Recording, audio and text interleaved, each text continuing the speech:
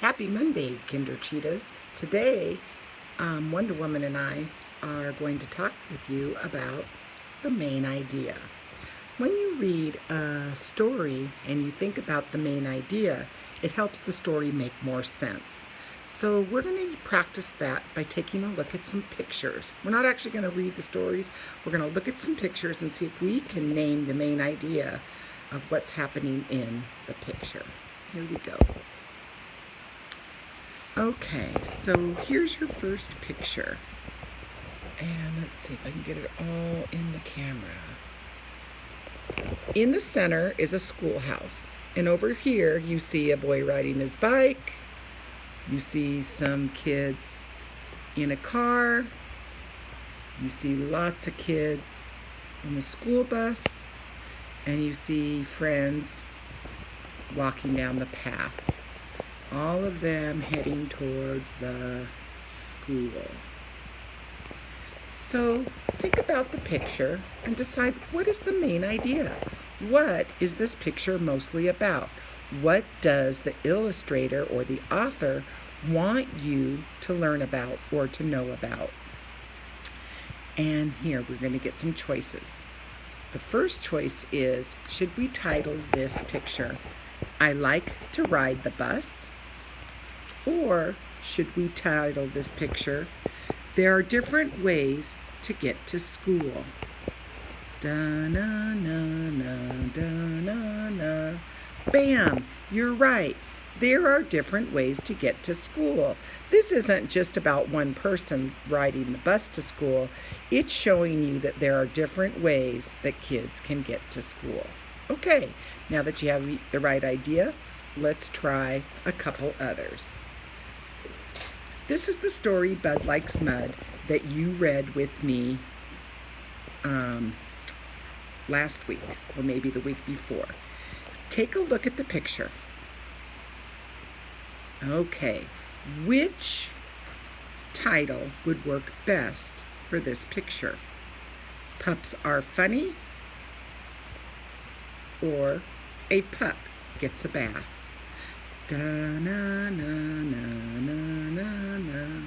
You're right, a pup gets a bath. The picture shows the mom putting the pup, the muddy pup, in the tub. Yes, it's kind of funny, but still the main idea is that the pup gets a bath. Okay, last week you read Old MacDonald Had a Woodshop. You listened to the story. Was the story Old MacDonald Had a Woodshop? And now look at the picture, that'll give you clues. Using tools to build a farm? Or was it mostly about animals on the farm? Da-na-na-na-na-na-na. You're right, again. It was mostly about using tools to build a farm. So today's story is called Building Beavers. And it is a nonfiction story, and you are going to learn some information about beavers. You'll learn about some of their behaviors, and you'll learn about their environment.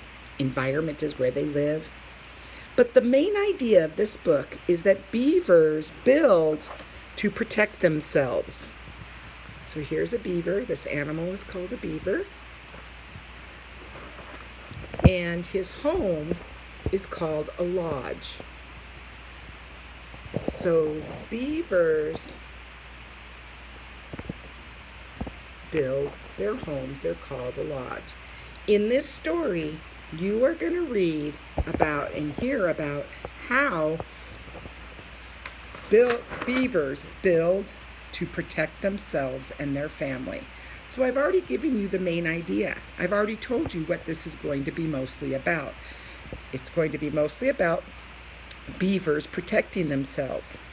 But when you're done with the story and you've heard about different behaviors they do, and you've listened and found out about ways they protect themselves, pay attention while you're listening to how the beaver builds, because at the end, I want you to make a comparison. I want you to make a list of beaver tools and a list of human tools. So I got you started. On this side, it says beaver tools.